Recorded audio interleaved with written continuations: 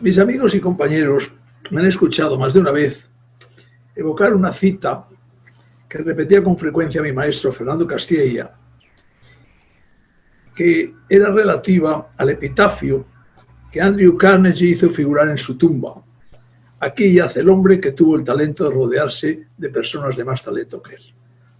Les confieso que me siento plenamente identificado con este texto, que saco a colación tras la reciente intervención en este mismo ciclo de conferencias de quien fue durante años mi jefe de gabinete, mi muy querido amigo Daniel Calleja, y la presencia hoy de uno de mis colaboradores más activos y brillantes durante aquellos años, Margariti Esquinas. Nacido en Salónica, estudió en la Universidad Aristóteles, qué gran nombre, es admirable, donde se graduó en Derecho y más tarde se diplomó en Administración Pública en el Colegio de Europa de Brujas y en el London School of Economics. Ha sido director general de Asuntos Económicos y Financieros de la Comisión, director adjunto de la Dirección de Comunicación de la Comisión Europea, pero yo quiero destacar sobre todo la época en que trabajó conmigo y que realmente me ayudó tantísimo. Tras las elecciones al Parlamento Europeo de 2019, Esquinas fue nombrado para formar parte de la Comisión von der Leyen como vicepresidente responsable de cuestiones migratorias y de la protección del estilo de vida europeo.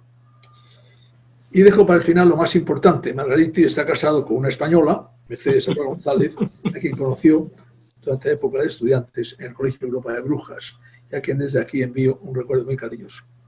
Agradecemos mucho a Margaritis que haya tenido la bondad y la generosidad de venir aquí para hablarnos sobre el futuro de Europa. Margaritis, tienes la palabra. Muchísimas gracias, querido presidente. Es un placer estar de nuevo con vosotros en la Universidad CEU, el Real Instituto Universitario de Estudios Europeos, que dirige ya desde años mi querido amigo también José María Beneytot. Tengo esa sensación de estar en casa, pero no estoy en casa porque nos separa desgraciadamente esta distancia digital, pero prometo que cuando las circunstancias lo permiten, me gustaría ser uno de los primeros visitantes de la universidad, de la que tengo muy buenos recuerdos de años anteriores. Me piden hablar del futuro de Europa, pero creo que lo mejor para hablar del futuro es empezar con el presente. Y mi idea era empezar esta breve presentación primero intentando ver cómo fue este primer año de la nueva Comisión von der Leyen. Luego explicar un poco más en detalle mi cartera de la vicepresidencia para la promoción del modo de vida europeo, que es una nueva cartera en la Comisión. Y luego, para terminar, ofrecerles un poco una visión personal de cómo veo el futuro, de cómo Europa se va a posicionar en el mundo en este horizonte post-pandémico que tenemos adelante. Empiezo con esta nueva comisión. Cuando la presidenta von der Leyen presentó su programa de gobierno y sus prioridades políticas en julio de 2019 y obtuvo el voto de confianza del Parlamento Europeo, describió una serie de desafíos en un mundo muy específico. Un año y medio después, el punto de partida de este análisis es que este mundo ya no existe. Vivimos en otro mundo. El mundo de julio de 2019 no es el mismo mundo del enero 2021. Porque la pandemia, con todas sus consecuencias, con todas sus tragedias, con todos sus impactos, la pérdida de vidas humanas, la recesión sin precedentes y todo el daño que causó en nuestra economía y en nuestra sociedad, lo cambió todo. Bueno, no todo. Hay algunas cosas del programa de trabajo de esta comisión que no solo siguieron intactas dentro de este primer año, pero yo diría también salieron fortalecidas de este primer año. Pocas, pero importantes. Y las dos principales de estas prioridades, digamos, permanentes que han pasado el test de la pandemia son sin duda la transición verde hacia la economía verde y la transición digital. En estos dos ámbitos, Europa tiene mucha urgencia de encontrar las respuestas adecuadas y construir en los próximos 4 o 5 años, yo diría de aquí al final del mandato de esta comisión, los parámetros de una respuesta europea que cubre todos los aspectos de la transición digital y todos los aspectos de la transición ecológica. Y si es una cosa que hemos aprendido de la pandemia es que, bueno, esto no ha cambiado, esto sigue siendo importante. Pero cambiaron muchas más cosas. Y dos de las cosas que han cambiado y en las que esta comisión tuvo que encontrar soluciones muy rápidas y ajustar su programa para cubrirlas, eran primero la recuperación económica, porque aquí vivimos en un momento sin precedentes, contrariamente de la crisis financiera del año 2009-10, donde los choques eran asimétricos con algunos países sufriendo más que otros, aquí tenemos como Europa afrontar un choque simétrico que nos concierne todos, que nos afecta a todos y del que tenemos la obligación de salir todos juntos. Y ahí las decisiones, yo diría, sin exagerar, históricas, sin precedentes, entre mayo y julio del año pasado, cuando hemos propuesto este fondo colosal de recuperación económica, que no solo tiene un techo de gasto sin precedentes, pero su novedad y su carácter casi federal, diría yo, es que por primera vez en la historia de la integración europea, los Estados miembros asumen colectivamente deuda utilizando nuestro presupuesto comunitario común para poder ayudarse mutuamente, todos juntos, para salir de la dificultad. He pasado 30 años en la política europea, pero en el momento que el Colegio de Comisarios aprobaba la propuesta para el Fondo de Recuperación, tenía la certeza que esto era un momento trascendental, un momento que solo se podría comparar con la creación del mercado interior y la introducción del euro.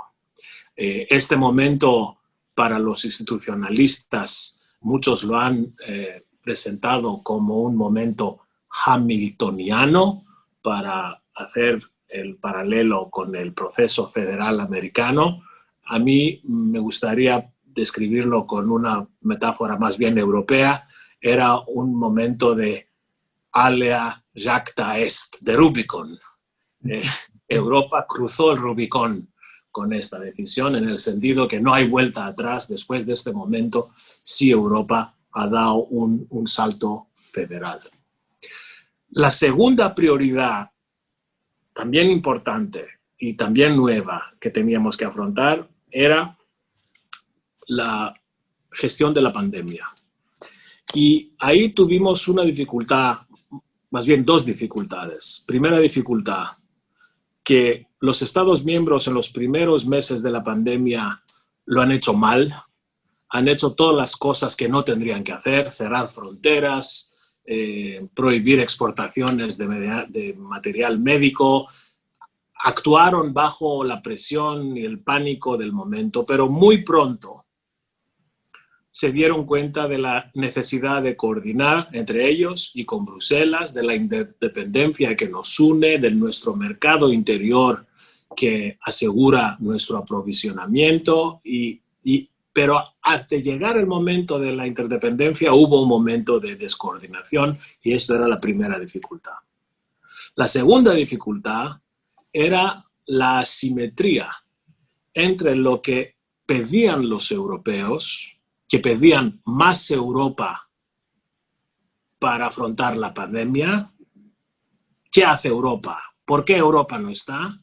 Sin saber que en materia de sanidad y de salud pública, los tratados dan muy poca, sino casi nula competencia a las instituciones europeas. Y esta era la segunda dificultad. ¿Cómo afrontar esta asimetría entre expectaciones y realidad institucional? Con 5 o 6 meses que han transcurrido desde entonces, creo que hemos sido capaces de superar esta dificultad. Primero, porque hemos utilizado hasta el último centímetro de la competencia comunitaria en tema de sanidad para construir un nuevo ecosistema que ahora emerge poco a poco, que se ve, que se llama la Unión Europea de Sanidad. Es una nueva constelación con distintos planetas que hemos construido, empezando por los esfuerzos comunes de comprar material médico de protección, siguiendo con los nuevos estatutos para las agencias comunitarias en tema de sanidad, el centro de Estocolmo, del ECDC, el centro de farmacología en Ámsterdam, el EMA. También hemos propuesto por primera vez un programa de fondos estructurales solo para la sanidad de 5.000 millones de euros para los próximos 7 años. Hemos presentado una nueva estrategia para productos farmacéuticos. Vamos a ultimar ahora el plan de acción contra el cáncer. Tendremos una nueva propuesta para un espacio de datos para la sanidad. Pero el planeta más grande de todo este ecosistema, sin lugar a dudas, era el programa europeo de compra de vacunas, que hemos empezado el mes de junio y de julio, utilizando dinero comunitario, del presupuesto comunitario, que nos ha permitido, dentro de un tiempo récord, de comprar más de 2.000 millones de dosis de vacunas de todas las empresas que producen vacunas y su distribución en todos los países de la Unión Europea. Esto también era un momento federal, también era un momento grande. ¿Quién nos lo iba a decir cuando don Marcelino estaba en la Comisión, que un día la Comisión Europea iba a comprar vacunas para todos los europeos? Esto era otro momento así importante, histórico, y me alegra mucho que todo este programa de vacunación está ahora en curso en toda la geografía europea. Imaginemos solo por un minuto qué hubiese pasado sin un enfoque comunitario en vacunas. Los grandes Estados miembros hubiesen comprado todo, los pequeños y medianos Estados miembros no tuvieran acceso a ninguna cuantía, e incluso los grandes, si se hubiesen vacunado, no habrían logrado la inmunización necesaria, porque en el mercado interior todos nos tenemos que vacunar para estar todos salvos. O sea, lo digo todo eso porque el coste de la non-Europa en el tema de vacunas era imposible de llevar, y el valor añadido del enfoque europeo es una de las historias más bonitas de éxito de la integración. Esto fue el primer año, un año increíble, un año que parece a un escenario de ciencia ficción, pero no ha sido, era la vida real. Y así nos da un poco el tono para lo que nos espera los 4 años. Rápidamente entro en el segundo tema, que era mi mi carteras y mis competencias. Tengo el honor y la suerte de ser el miembro del colegio que tiene la cartera la más antropocéntrica. Yo no me ocupo de servicios, de contenedores y de mercancías. El centro de gravedad de esta vicepresidencia son las personas.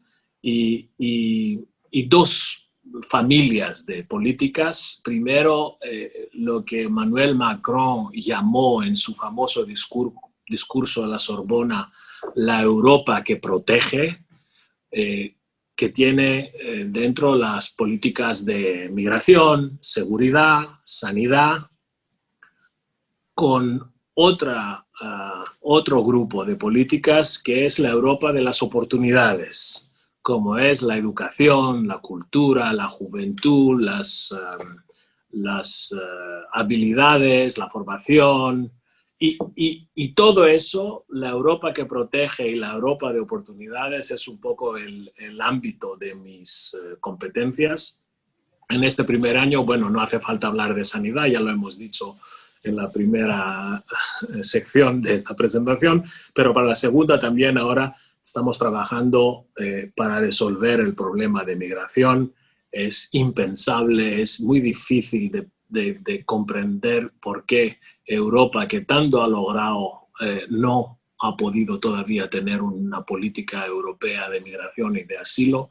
Tenemos distintas soluciones que no solucionan nuestros problemas. Necesitamos un marco unitario, cohesivo de migración. Hemos propuesto un gran pacto el día 23 de septiembre y estamos ahora trabajando con nuestros amigos portugueses para poder ponernos de acuerdo todos los Estados miembros, porque necesitamos este acuerdo sobre la migración antes de las elecciones alemanas en septiembre y antes de las elecciones presidenciales francesas el año que viene. Es importante demostrar que Europa tiene soluciones en este tipo de problemas y atacar a los populistas y los euroescépticos que utilizan la migración para atacar a Europa como una unión que no es una unión porque no puede resolver estos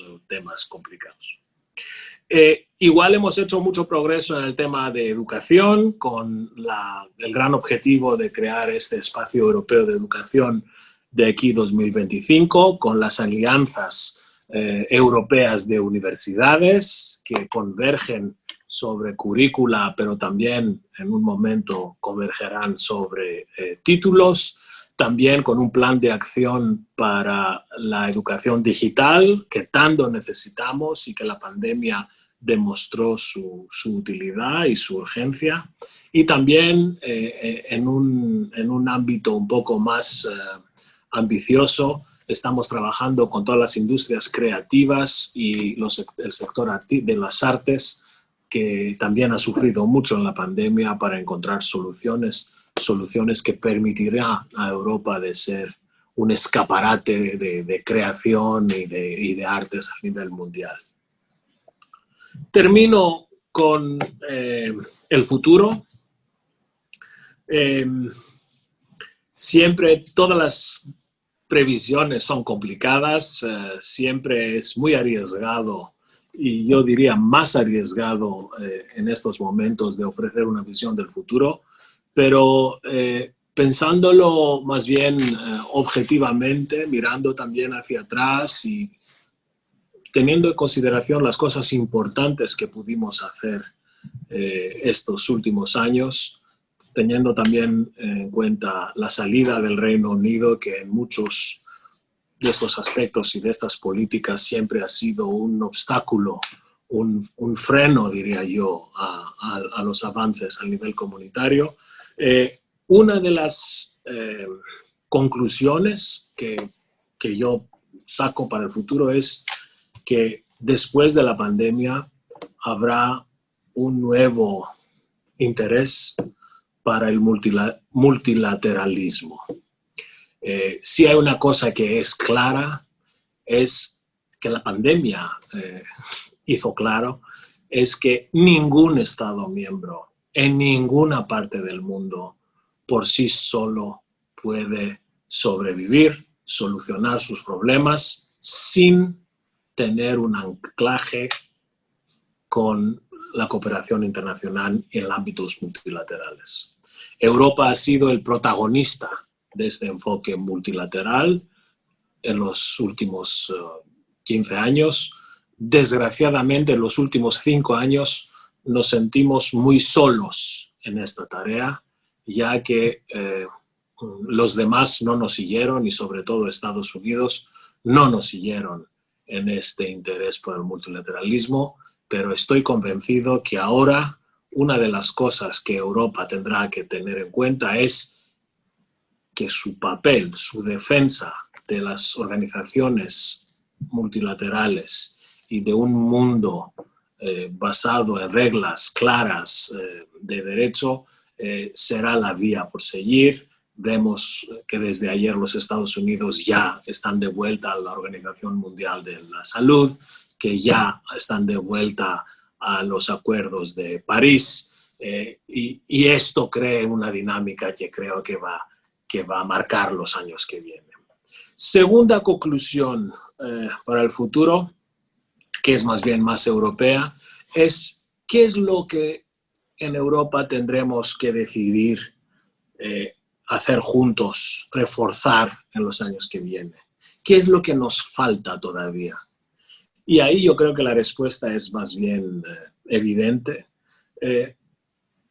Nos falta acompañar nuestro éxito económico con una proyección geopolítica más clara, una identidad en relaciones exteriores con más peso, una identidad de una Europa de defensa que poco a poco tendrá que ser una realidad más bien que un objetivo, y también utilizar las herramientas que tenemos en el derecho comunitario, en el ámbito comunitario, para promover nuestros objetivos en política exterior. También en todos estos nuevos desafíos hay mucho interés, hay mucha convergencia. En un mundo que cada vez se hace más difícil y más oscuro, de Bielorrusia hasta Turquía, en Sahel, en Irán, Europa tiene mucho más que aportar todavía, y lo vamos a hacer, y también utilizar el dinero comunitario para empezar la convergencia hacia una Europa de defensa con unas políticas de armamento más coordinadas para evitar la fragmentación, empezar con la industria para llegar a la presencia militar común. Todo eso está perfectamente posible, y también es posible utilizar las herramientas comunitarias como el comercio para poder avanzar en temas diplomático-políticos. Por dar un ejemplo, tendremos que tener un acuerdo comercial con China para poder a continuación presionar a China sobre derechos humanos, sobre cosas de política diplomática y seguridad. El tercer, digamos, elemento del futuro que veo, y es también una de las cartas importantes que tiene Europa, es que Europa tiene que facturar, comercializar, presentar mejor algo por lo que se nos admira en todo el mundo, que es nuestro poder blando. En español el término no es muy bueno, en inglés es mucho mejor, es el soft power. Europa es el epicentro mundial de buena gobernanza. Somos democracias, protegemos a las minorías. El papel de la mujer está salvaguardado en la familia, en la sociedad, en el mercado de trabajo. Tenemos programas, sistemas universales de sanidad y de educación. Cuidamos de nuestros mayores. Somos los campeones mundiales de derechos humanos, de protección de datos. No tenemos pena de muerte. Todo esto solo existe en Europa. Algunas partes de esto existen también en otros sitios del mundo, pero todo esto junto existe en Europa. Y eso nos da una fuerza y un impacto, una influencia global de la que muy a menudo nosotros no somos conscientes, pero es verdad.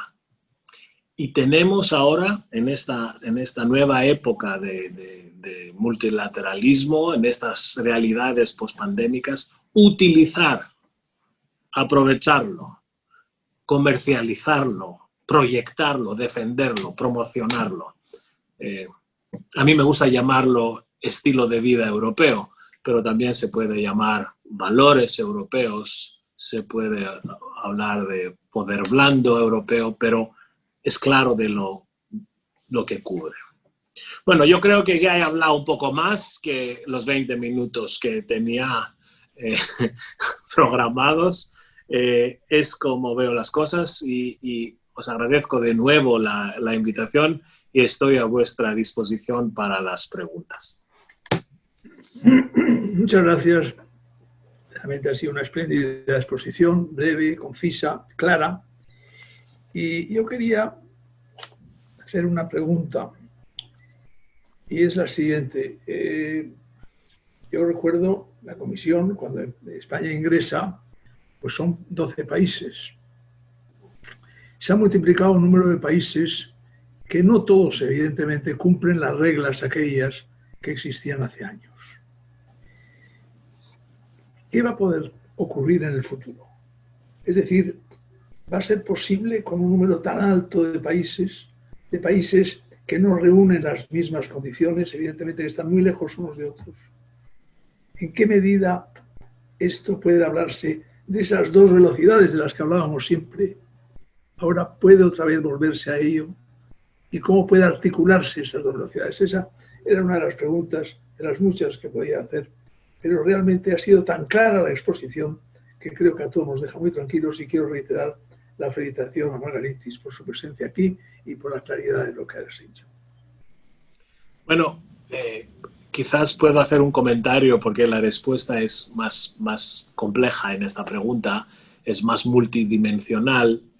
Yo creo que hay que distinguir entre dos cosas. Primero, la necesidad histórica de reconciliar Europa con su historia y con su geografía.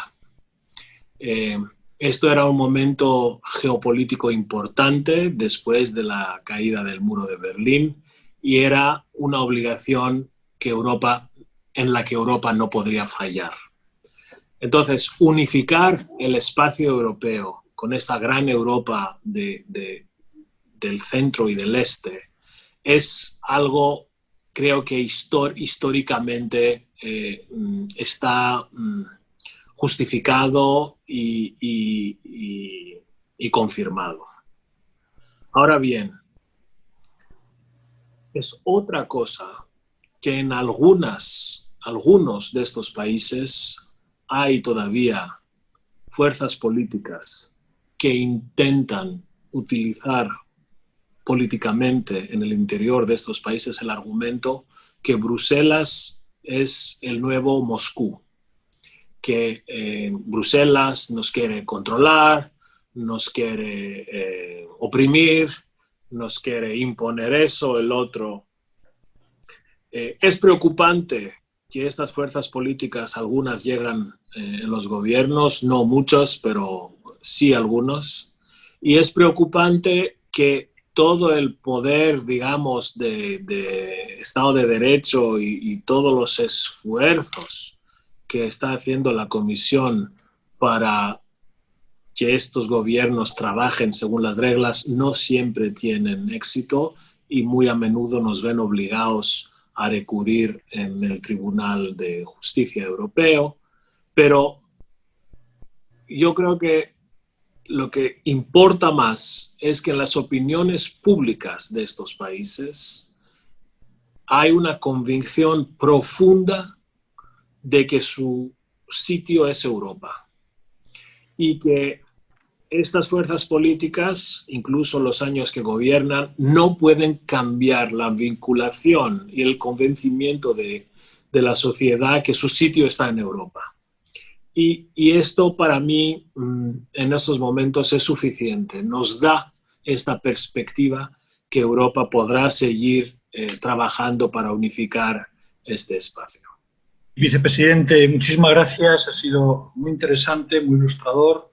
Vamos a dar enseguida entrada a las preguntas, pero antes, muy brevemente y retomando uno de los temas que habías tratado, ese triángulo Europa, Estados Unidos, China, el acuerdo de inversiones con China que se ha concluido a finales de diciembre, da una nueva perspectiva, refuerza sin duda la capacidad, llamémosle, de una cierta autonomía estratégica en ese contexto para Europa, y con la nueva presidencia Biden las cosas también, como bien decías, pueden cambiar. ¿Cómo ve la Comisión el margen de maniobra, la posición que debería de ocupar Europa en ese, llamémosle, complejo triángulo? Eso es una pregunta también muy importante, porque este triángulo no es un triángulo estático, es un triángulo que muchas veces se mueve según las fuerzas políticas, sobre todo en Estados Unidos. Los últimos 4 o 5 años, Europa se encontró en el medio de una confrontación fuerte entre Estados Unidos y China, que nos obligó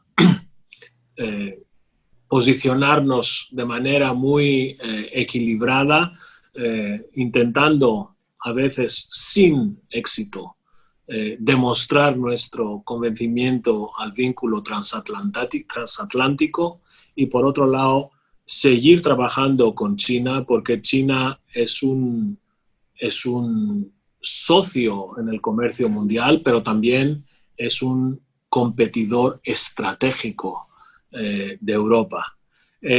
Ahora, con la administración Biden, está claro que el vínculo transatlántico será mucho más presente, mucho más fuerte, y que Estados Unidos y Europa, creo yo, tarde o temprano, tendrán un enfoque un poco más armonizado respecto a sus relaciones con China.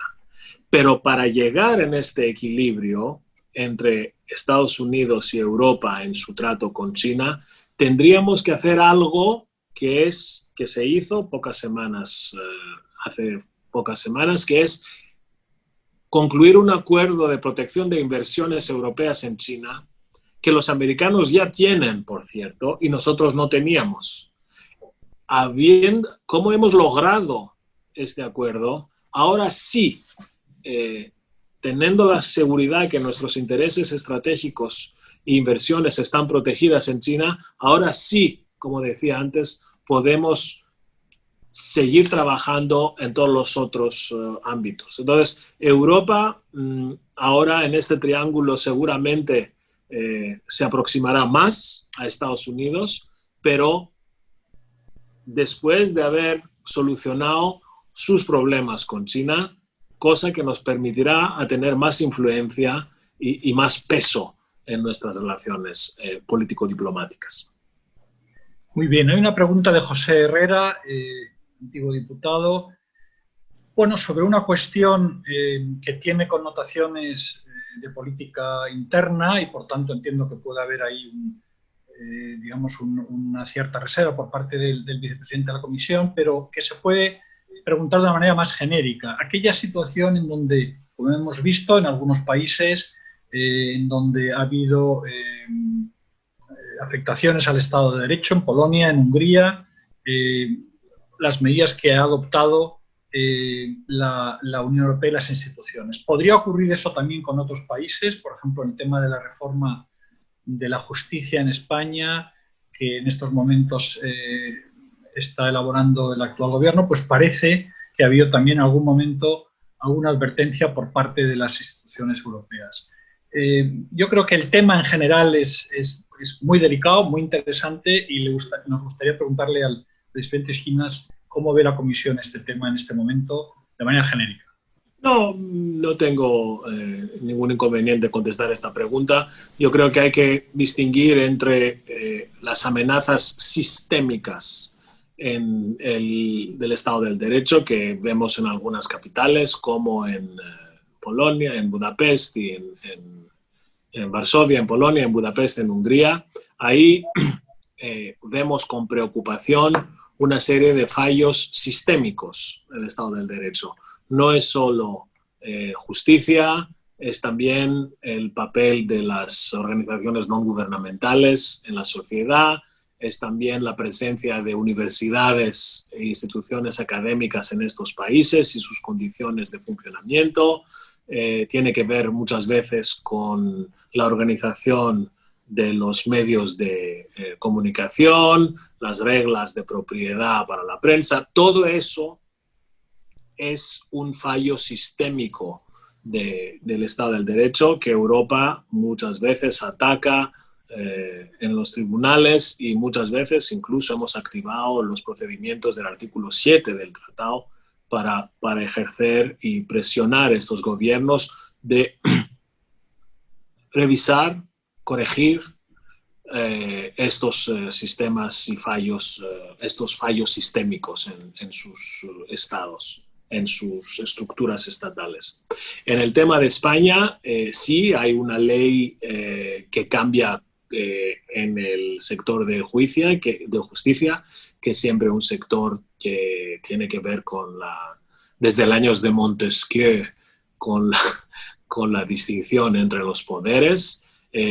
Yo no creo que se puede hablar de un fallo sistémico del Estado del Derecho en España, pero sí es una cuestión que vemos con cierta preocupación, porque es una ley que cambia a otra ley que daba más garantías de objetividad y con mayorías más amplias. En estos temas yo creo que lo importante es que haya un diálogo entre la Unión Europea, la Comisión Europea y los Estados miembros, pero no creo que estamos delante de una cuestión de fallo sistémico. En este caso es un tema puntual y se tiene que tratar como un tema puntual. Bien, hay varias preguntas en relación a los derechos humanos. Celia Fernández Castañeda le gustaría saber cuál es la posición de la Comisión ante la posibilidad de aplicar el nuevo régimen de sanciones en materia de derechos humanos a la detención de Alexei Navalny por parte del gobierno ruso. Otro de los participantes pregunta qué está haciendo la Unión Europea al respecto de la situación en China con los uigures. Y también José María Carbonell pregunta en relación al estado de la tramitación del reglamento de Dublín 4. Sí, en el tema de las sanciones es verdad que por primera vez tenemos un sistema europeo de sanciones. La prensa lo ha llamado el Magnitsky Act europeo. Es una novedad, es un instrumento, una herramienta que no teníamos antes. Y es una posibilidad que tenemos que ejercer y aplicar cuando consideramos que las condiciones se reúnen. Con el tema Navalny hay claramente mucha preocupación. Hay que ver si estamos ahí en una cosa puntual de un mes o es una nueva estrategia de persecución. Ahora, todos los otros temas que cubre la pregunta tiene que ver con lo que decía antes, que con el hecho que Europa, desgraciadamente todavía, en el ámbito de política exterior y esfuerzo diplomático conjunto, no está a la altura de lo que espera uno del mercado, del bloque más importante económicamente del mundo, de una unión de 27 miembros desarrollados, que produce casi el 20% del PIB mundial, que tiene la segunda moneda de referencia en el mundo. Normalmente esperaríamos que una unión así podría también ejercer su presencia en ámbitos político-diplomáticos de manera más fuerte. No es el caso, pero tenemos que ser conscientes que tenemos que empujar y seguir buscando este papel para Europa. Soy entre los que piensan que la política exterior, tarde o temprano, tendrá que ser decidida también por mayoría cualificada, como todas las políticas de la Unión Europea. Quizás es una de las cosas que la conferencia sobre el futuro de Europa tendrá que decidir. No puede el Estado miembro con menos ambición bloquear a los demás en un denominador común en política exterior, sobre todo cuando el mundo es un mundo que necesita la acción europea en este ámbito. Y lo único que tengo que decir, y se lo digo muchas veces a mi compañero alto representante, vicepresidente Josep Borrell, nos sentamos al lado del colegio, y digo que yo no puedo estar tranquilo mientras Europa no tiene los instrumentos, las medidas para poder tener este papel geopolítico importante que se espera de nosotros. Muchas gracias. Una pregunta a Rafael Marente en relación, bueno, él observa una cierta desconexión creciente, también con motivo de la pandemia, entre los ciudadanos y las autoridades públicas en general, la política, y si piensa el vicepresidente Schinas que esto puede también repercutir en un aumento del populismo y, por un lado, del antieuropeísmo, euroescepticismo. Yo creo que el populismo ha dado muchas batallas contra Europa, pero las ha perdido todas.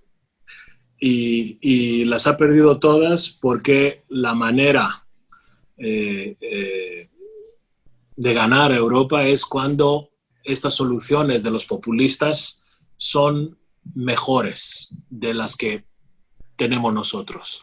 Y desgraciadamente no he visto ninguna fuerza populista capaz de ofrecer soluciones. Les he visto acusar a todo el mundo, les he visto proponiendo soluciones y curas milagro, que los cielos van a abrir y va a llover dinero, felicidad para todos, pero las soluciones simplistas y la crítica ciega no hacen ganar a los populistas. Es la buena política y la lógica que les hace minoritarios. Solo voy a dar un ejemplo del país que mejor conozco.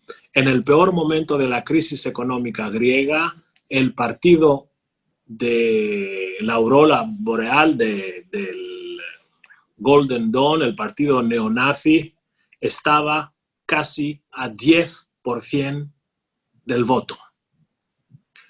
Al final de la crisis, 5 años después, cuando Grecia, con la ayuda de Europa, salvó su economía y encontró el camino de crecimiento, el porcentaje del partido neonazi era 0.5%. ¿Por qué? Porque es solo la buena política que gana al populismo.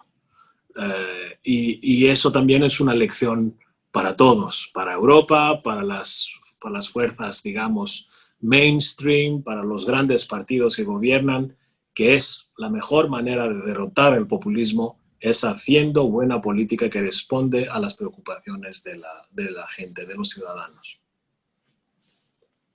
Sí, hay una pregunta en relación a los 24.000, dice 400 millones de euros del programa Erasmus+.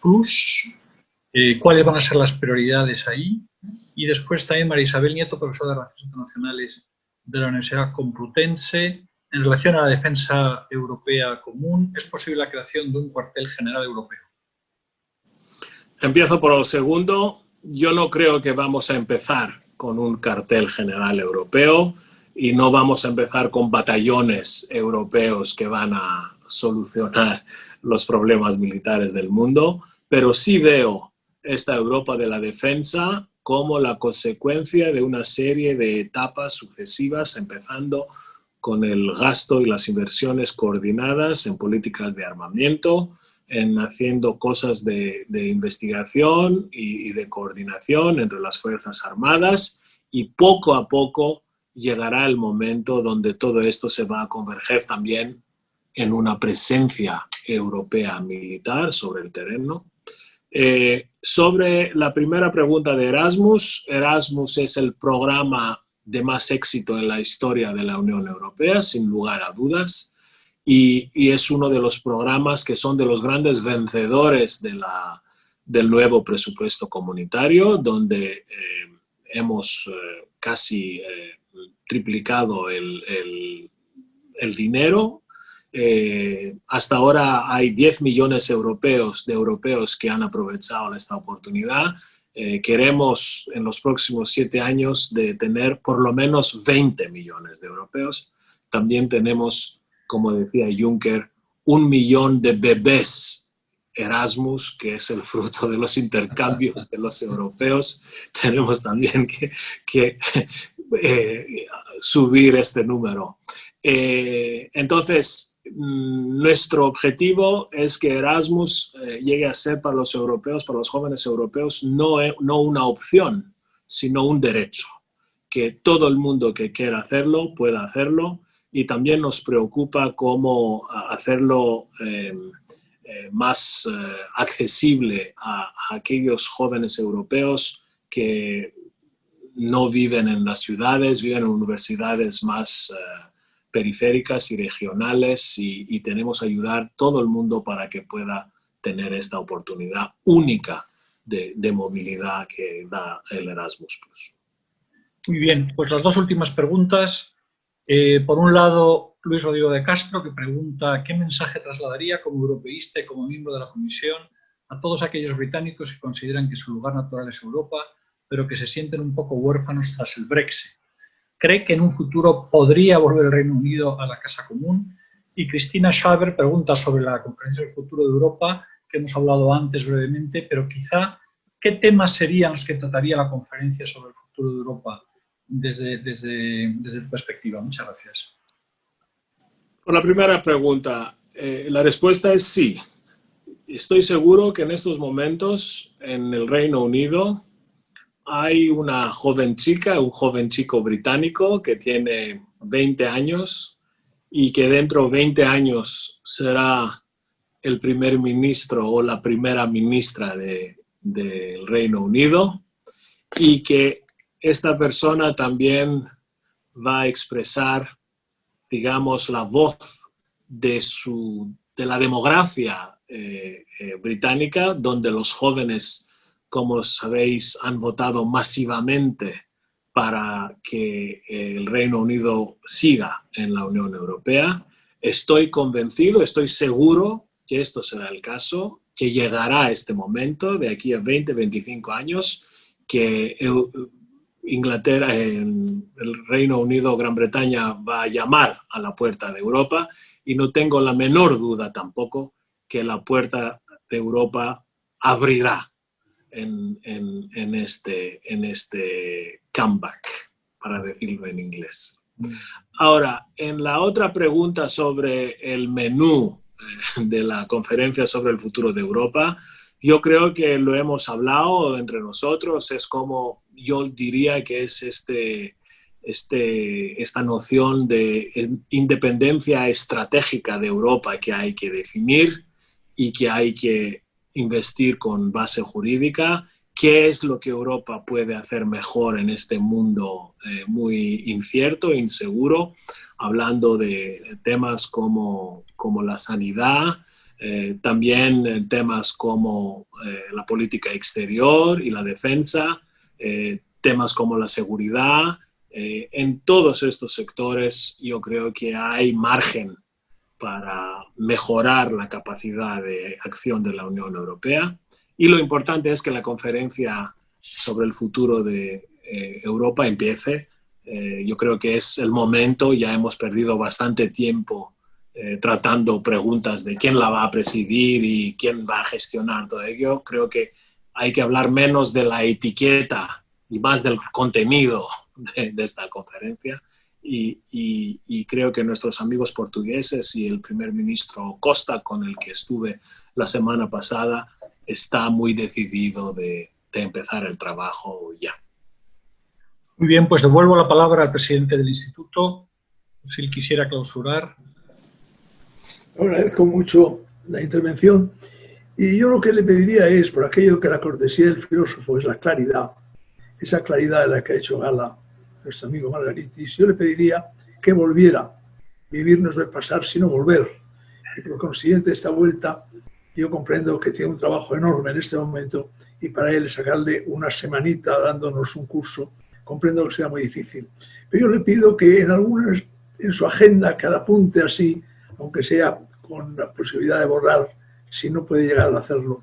Pero sí me quedaría yo tranquilo si él me dijera que hará lo posible por venir, porque nos ilustra muchísimo y a mí además me rejuvenece mucho porque es volver a aquella época en la que tanto me ayudó, en la que tanto colaboró y sus ideas claras y precisas, pues vemos que siguen vigentes y que es tan bueno esto para Europa, para la Comisión y para todos nosotros. Muchas gracias, Margaritis, por tu presencia y ya sabes, te esperamos siempre y que vuelvas.